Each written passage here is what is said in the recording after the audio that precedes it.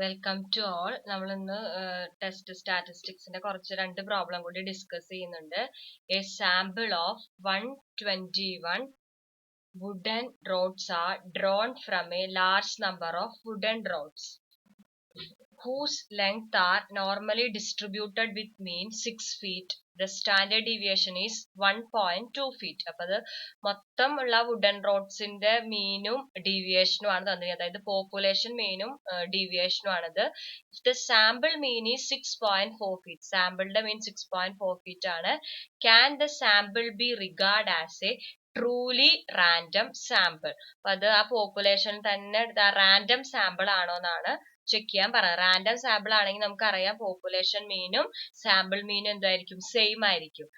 If a sample is drawn randomly from a population, the mean of sample will be equals to population mean. അപ്പൊ നമ്മൾ hypothesis set ചെയ്യുമ്പോൾ എന്ത് set ചെയ്യും?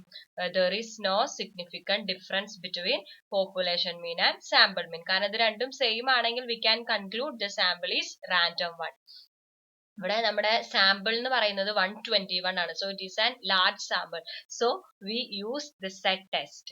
നമുക്കറിയാം. പിന്നെ ഇവിടെ പോപ്പുലേഷൻ മീനും സ്റ്റാൻഡേർഡ് ഡീവിയേഷനും ഗിവൺ ആണ്. സോ സ്റ്റാൻഡേർഡ് എറർ എങ്ങനെ നമ്മൾ കാൽക്കുലേറ്റ് ചെയ്യുക? If population mean is population standard deviation is known, we can calculate standard error using the formulas standard deviation divided by root 10. Standard deviation എത്രയാണ്? നമ്മുടെ 1.2 divided by root എന്ന് പറയുന്നത് number of sample എത്രയാണ്? 121. അപ്പൊ 1.2 divided by root 121 എന്ന് പറയുന്നത് എത്ര? 11. അപ്പൊ 1.2 divided by 11. അപ്പൊ എത്ര വരുന്നത്?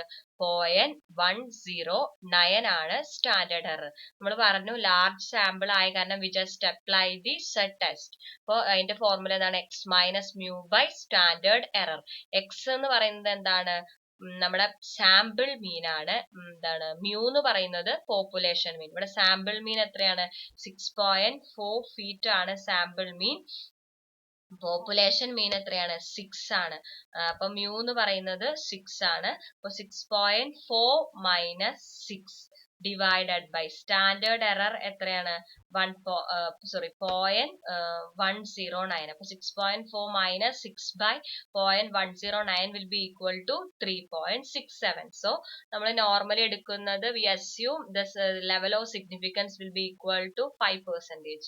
അപ്പോൾ നമ്മുടെ 5% ലെവൽ ഓഫ് സിഗ്നിഫിക്കൻസിൽ സെറ്റ് ടെസ്റ്റ് യൂസ് ചെയ്യുമ്പോൾ അതിന്റെ ക്രിട്ടിക്കൽ വാല്യൂ എന്ന് പറയുന്നത് 1.96 ആണ്. നമ്മൾ ബൈ ഹാർട്ട് പഠിക്കുന്ന ഒരു വാല്യൂ ആണ്.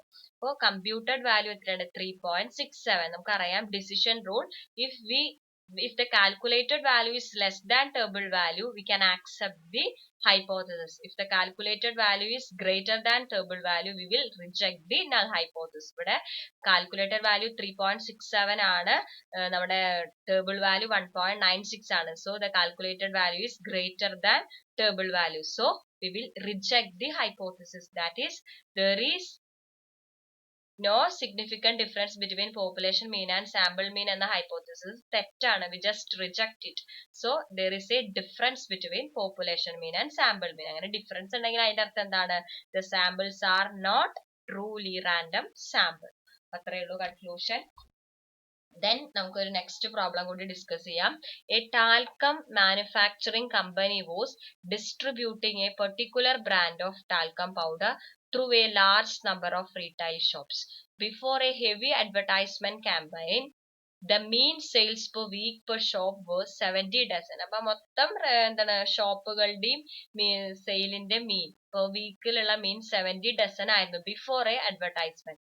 After campaign, a sample of 10 shops was taken and the mean sales were found to be 74 dozen with standard deviation of 8. Can you consider the advertisement? അപ്പൊ അഡ്വർടൈസ്മെന്റിന് ശേഷം നമ്മൾ ഒരു 10 ഷോപ്പ് സാമ്പിൾ ആയിട്ട് എടുത്തിട്ട് അതിന്റെ മീൻ കാൽക്കുലേറ്റ് ചെയ്തപ്പോൾ 74 dozen ആണ് കിട്ടിയത്. അതിന്റെ സ്റ്റാൻഡേർഡ് ഡീവിയേഷൻ 8 ആണ് കിട്ടിയത്. നമ്മളോട് ചോദിക്കുന്നത് അഡ്വർടൈസ്മെന്റ് എഫക്റ്റീവ് ആണെന്നാണ്.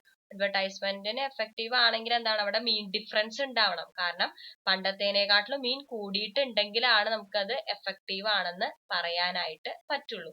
സോ നമ്മള് ഹൈപ്പോത്തസിസ് എന്ത് സെറ്റ് ചെയ്യും? There is no difference between population mean and sample mean എന്ന് സെറ്റ് ചെയ്യും. ഇവിടെ നമുക്ക് നോക്കുമ്പോൾ തന്നെ അറിയാം 10 ഷോപ്പാണ് നമ്മൾ സാമ്പിൾ ആയിട്ട് എടുക്കുന്നത്. That is our sample size is small. So we will apply T test. For large sample we apply Z test and for small sample we will use T test. പിന്നെ വേറൊരു കാര്യം കൂടി ഉണ്ട്, ഇവിടെ population standard deviation is not known. ഇവിടെ നമുക്ക് മീൻ മാത്രമേ തന്നിട്ടുള്ളൂ അല്ലെ.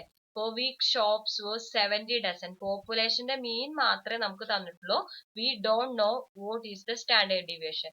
but സാമ്പിളിന്റെ സ്റ്റാൻഡേർഡ് ഡീവിയേഷൻ നമുക്കറിയാം. അപ്പൊ സാമ്പിൾ സ്മോളും പോപ്പുലേഷന്റെ സ്റ്റാൻഡേർഡ് ഡീവിയേഷൻ അറിയും ചെയ്യില്ലെങ്കിൽ നമ്മൾ സ്റ്റാൻഡേർഡ് എറർ കാണാൻ യൂസ് ചെയ്യുന്ന ഫോർമുല എന്താണ്? S/√n-1. S എന്ന് പറയുന്നത് എന്താണ്? നമ്മുടെ സാമ്പിളിന്റെ സ്റ്റാൻഡേർഡ് ഡീവിയേഷൻ ആണ്. അപ്പൊ നമ്മള് സ്റ്റാൻഡേർഡ് എറർ കാൽക്കുലേറ്റ് ചെയ്യുക. സാമ്പിൾ സ്റ്റാൻഡേർഡ് ഡീവിയേഷൻ എത്രയാണ്? നമ്മുടെ സാമ്പിളിന്റെ സ്റ്റാൻഡേർഡ് ഡീവിയേഷൻ 8 ആണ്. അപ്പൊ 8 ഡിവൈഡഡ് ബൈ √n-1 എന്ന് പറയുന്നത് സാമ്പിൾ സൈസ് 10 ആണ്. അപ്പൊ 8 ഡിവൈഡഡ് ബൈ √10-1, 8 ഡിവൈഡഡ് ബൈ √9, അതായത് 8/3 വിൽ ബി ഈക്വൽ ടു 2.67. നമുക്ക് ടി ടെസ്റ്റ് സ്റ്റാറ്റിസ്റ്റിക്സ് കാൽക്കുലേറ്റ് ചെയ്യാനുള്ള ഫോർമുല എന്താണ്? X minus mu by standard error. X എന്ന് പറയുന്നത് സാമ്പിൾ മീൻ ആണ്. സാമ്പിൾ മീൻ ഇവിടെ ഓൾറെഡി തന്നിട്ടുണ്ട്, 74 ആണ്. പോപ്പുലേഷൻ മീൻ 17 ആണ്. അപ്പൊ 74 minus 70 divided by 2.67 will be equal to 1.498. ഇവിടെ നമ്മൾ ലെവൽ ഓഫ് സിഗ്നിഫിക്കൻസ് 5% ആണ് അസ്യൂം ചെയ്തു. നമ്മൾ നേരത്തെ ഒക്കെ സെറ്റ് ടെസ്റ്റ് ചെയ്യുമ്പോൾ നമ്മൾ എന്ത് ചെയ്യണം? Critical value we already note because there is no degree of freedom. പക്ഷെ നമ്മൾ ടി ടെസ്റ്റ് അപ്ലൈ ചെയ്യുമ്പോൾ we have to calculate the degree of freedom for identifying critical value from table. ആ degree of freedom നമ്മൾ calculate ചെയ്യുന്ന formula n-1 ആണ്. Sample size -1. ഇവിടെ എത്രയാണ്? 10 - 1 9. അപ്പൊ 5% level of significance 9 degree of ഫ്രീഡത്തിൽ ടിയുടെ വാല്യൂ നോട്ട് സെറ്റ് ടിയുടെ വാല്യൂ നോക്കണം. അപ്പൊ അത് ടേബിളിൽ 2.26 ആണ് കിട്ടുന്നത്. നമുക്കറിയാം if the calculated value is less than table value we will accept our hypothesis. ഇവിടെ കാൽക്കുലേറ്റഡ് വാല്യൂ എന്ന് പറയുന്നത് 1.498 ആണ്. ടേബിൾ വാല്യൂ 2.26 ആണ്. That is 1.498 is less than 2.26. So we will accept our hypothesis. നമ്മുടെ ഹൈപ്പോത്തസിസ് എന്ന് പറഞ്ഞതാണ് there is no difference between population mean and sample മീൻ. അപ്പൊ അത് നമ്മൾ ആക്സെപ്റ്റ് ചെയ്തു. അതായത് രണ്ട് മീനും തമ്മിൽ വ്യത്യാസമൊന്നും വന്നിട്ടില്ല. അതായത് അഡ്വർടൈസ്മെന്റിന് ശേഷവും there is not much increase in mean അല്ലെങ്കിൽ സെയിൽസ് മീനിൽ ഇൻക്രീസ് ഇല്ല. അതിന്റെ അർത്ഥം സെയിൽസിൽ ഇൻക്രീസ് ഇല്ല എന്നാണ്. അപ്പൊ അതിന്റെ അർത്ഥം എന്താണ്? അഡ്വർടൈസ്മെന്റ് എഫക്റ്റീവ് അല്ല. So we accept the hypothesis and we conclude the advertisement is not effective in increasing sales.